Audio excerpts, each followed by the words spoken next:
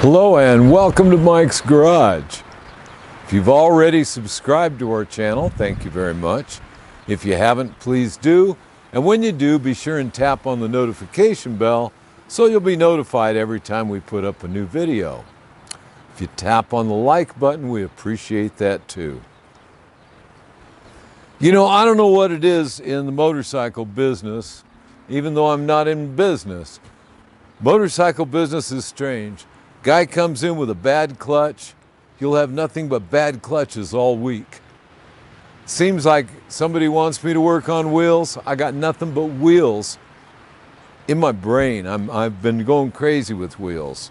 I've been trying to get that wheel I was working on our last video, trying to get that one done for my buddy up north, and Cameraman Mike's tire went bald and I hadn't finished building his new rear wheel yet.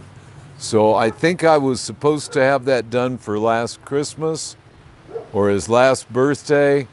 Anyway, so I'm doing it now like a good boy because the tire on the 17-inch wheel is shot, so he'll buy a new tire for his 16-inch wheel that I'm lacing for him. Something like that. Anyway, got pretty complicated. I've been through this before with these late model Harley hubs. In fact, we did a couple of videos on putting bearings in them. And I wanted to show this one because I haven't laced the wheel yet. And I thought it would be a little easier for Mike to get in there and shoot the things that we are working on. So I can show what it's like building up a wheel to fit something, and the wheel may be the right wheel for it and it may not. But it really doesn't matter because when we're all done, it's going to fit and be perfect. I hope I said that right. Anyway, so here is the hub that we have after buying several at the swap meet, going through all different ones and having all kinds of difficulties. We finally came up with that one, decided it would do just fine. So we put it in there to see how it would fit, which is why we have all these blocks of wood here. I didn't want to lace the wheel up until I was sure it was going to work. Now, one of the things we were able to do was use this wedge here for lifting the hub into place. It took both of us to do it anyway, but we were able to do it and get it in there. Of course, this is a good time to realize the brake pads needed changing too. Anyway, so we got it in there, and the stock spacer on this side was absolutely fine. Now, the importance of this spacer being the right width has to do with locating the brake caliper. Now, we've had the caliper on and off, and I've got it on just to look at, and because there's only two of us, because to get this thing apart, it would take myself and the cameraman, which means there is no longer a cameraman to be operating the camera. So, we've got it all on here to look at. This is the proper spacer in here, which sets this bracket for this is the caliper bracket. It sets the caliper straight in there, and you want to be sure that you've got it down, that the center line of the caliper goes down the center line of the brake disc.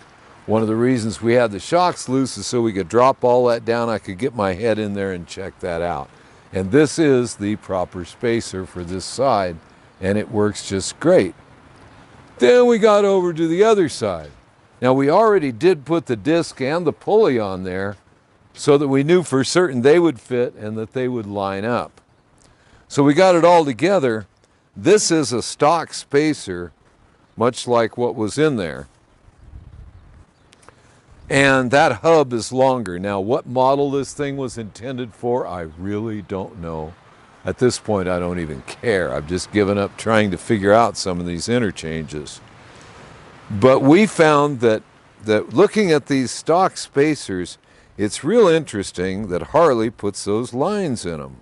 Now, as soon as I say this, somebody is going to call in and tell me exactly what those lines are about.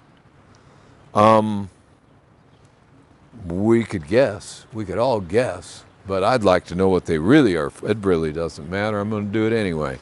We're taking all of our measurements, which means on here, with the whole thing tied over to the other side and the axle through here, we were able to measure from the bearing to the swing arm to fill that space completely. which is real important because you don't want to go torquing down an axle and springing the swing arm. You don't want to do that. You don't want anything under any kind of a stress load. So that's why we made sure that we had a spacer. Now this is using a 1-inch axle. We got a new spacer, and this morning we took it over to my buddy Flathead Bike. Now we have Cameraman Mike, Pacific Mike, DTS Mike, which is down the street, and we have Flathead Mike, famous for the flathead V8 Fords and Mercs he's built over the years. Anyway, we decided that right on this groove was exactly where we needed this thing to be cut off. It was right on that groove, wasn't it? Thought so. And so we went over there. Mike chucked it up in the lathe, cut it down. We had 2 of them. And we have one in here now that fits absolutely perfectly. Makes me real happy. The next thing is now I can go ahead, put the new bearings in, lace the wheel, and then what I'm going to do is I'm going to mount it up on the bike.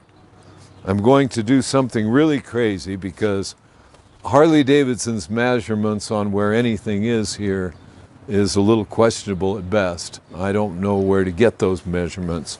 So I have to figure out for myself exactly where the middle is, and I will lace and true. I will lace the wheel, put it on here, and true it so that it's exactly where I want on the motorcycle, as opposed to putting it on a truing stand to center it.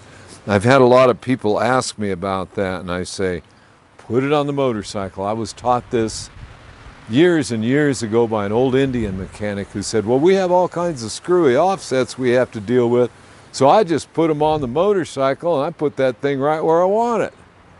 Well, that made so much sense to me. And I've done it several times. I've done it on my own, and I'm going to do it on Mike's, and that way we'll get it. But I just thought maybe people would be interested in seeing all this. I hope you were able to show it all, Mike. I think you showed it, which was the spacer in here against the bearing. And this side is the one you set the bearing in first, so that the whole thing ends up there. And then we figured the spacer for the other side by putting it all together and measuring it. The other thing, of course, is you gotta adjust everything around until you get the belt tracking exactly as it should. And we're gonna do all that. And when we're done, I don't know if we'll be able to do a video on it. I'd like to do a video on this in the future. I hope it won't be too long until we get around to it. I want to do some alignment on these rubber mount motorcycles. You know, that's something most people don't even think about, but it's in the service manual on the chassis section. That's section number 2 in your service manual. The factory does demonstrate how to align a rubber mount, because you have to remember the rubber mount engine, transmission, and swing arm are one piece. The rest of the chassis is another. So aligning the 2 wheels, the motor, and the trans all together right makes for a really super nice ride. So anyway, I think that's about it for now. And I've got to get on this wheel tonight, get it done. And I've still got one to finish for my buddy up north.